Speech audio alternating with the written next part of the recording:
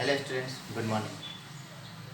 आज मैं आपको वापस से एलसीएम और एचसीएफ दोनों बताऊंगा और how to difference between LCM and HCF, और एक ही क्वेश्चंस में आप एक ही सॉल्यूशंस में किस तरीके से प्रोसेस कर सकते हो वो भी मैं बताऊंगा आपको आज। ठीक है,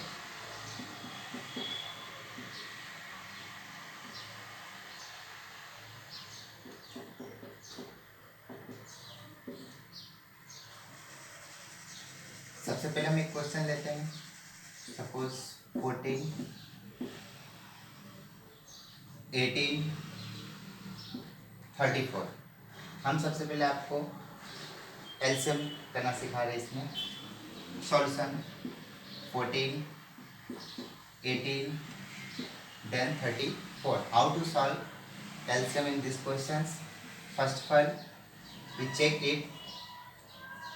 जो हमें ये चेक करना है कि जो भी यहाँ डिजिट दिया हुआ है उसके लास्ट में इवन नंबर है। इवन मतलब जो 2 से डिवाइड होने वाले या 2 की टेबल में आता है ऐसे नंबर्स।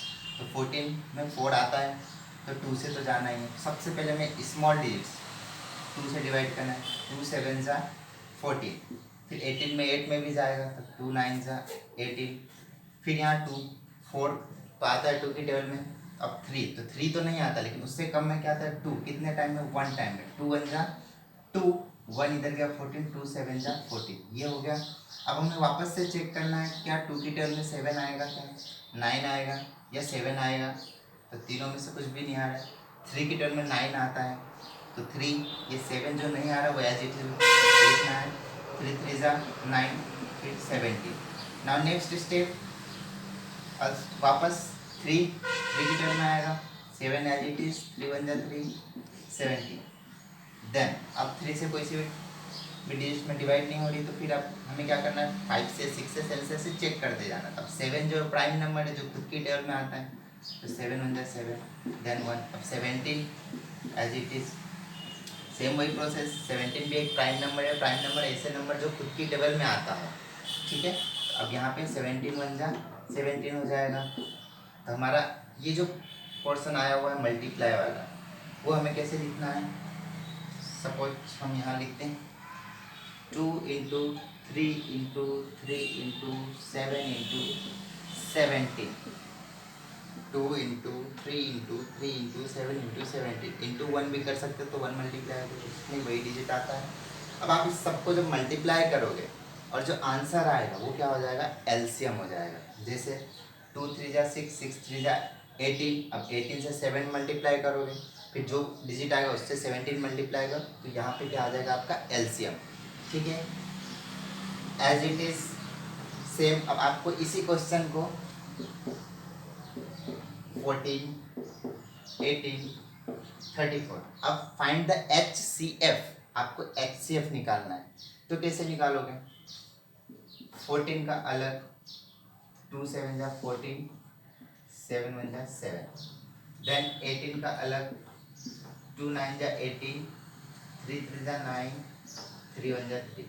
देन 34 का अलग, 2 1 जा 2, 1 इधर शिफ्ट हुआ 14, 2 7 जा 14, 17 1 जा 17। ये आगे फैक्टराइज सारे फैक्टर को लिखना है। 2 into 7 into 1, 2 into 3 into 3 into 1, 2 into 17 into 1। अब हमें दिख रहा है कि तीनों में कॉमन मतलब एक जैसा कौन सा वैल्यू है? 2 तो हमें तीनों में दिख रहा है। 2 7 है क्या? नहीं है। 3 नहीं। अब कुछ भी एक जैसा नहीं है तो ये जो 2 दिख रहा है वो हमारा क्या हो गया? HCF। Is that clear? है ना। अब यहाँ आप देख लो, इस सब को मल्टीप्लाई करना है आपको तो किस तरीके से करोगे? सपोज मैंने जो आप मल्टीप्लाई करने के बहुत सारे तरीके, आप इजी वे में किस तरीके से कर सकते हो? राउंड में, जैसे 7 3 जा क्या हो जाएगा? 21, 21 3 जा हो जाएगा 63, 63 2 जा क्या हो जाएगा? 126। और 126 में आपको किसका मल्टीप्लाई करना है?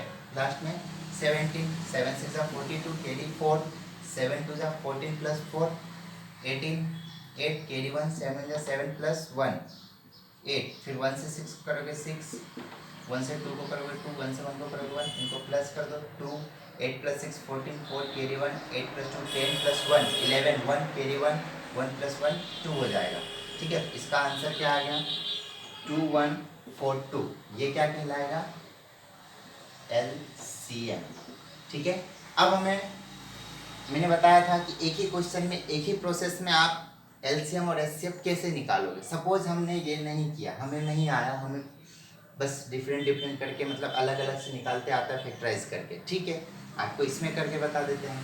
अब जैसे यहाँ पे HCF क्या आ गया है 2, तो जो नंबर्स रिपीट हो रहा है उसे सिर्फ 1 टाइम लिखना है। जैसे 2 रिपीट हो रहा है तो आपको सिर्फ 2 1 टाइम लिखना है। बाकी जितने बचे हुए हैं 7 1 3 3 1 17 1 सबको मल्टीप्लाई में लिख देना है। तो 7 2 सिर्फ रिपीट वाले को 1 टाइम, बाकी सब एज इट इज। तो 7 1 3 3 1 17 1। अब ये सब आ गया। अब सबको आप आपस से मल्टीप्लाई करोगे तो क्या आएगा 2142, जो कि एलसीएम कहलाएगा। ठीक है, तो आप एक प्रोसेस में एलसीएम भी कर सकते हो और एचसीएफ भी निकाल सकते हो। Thank you.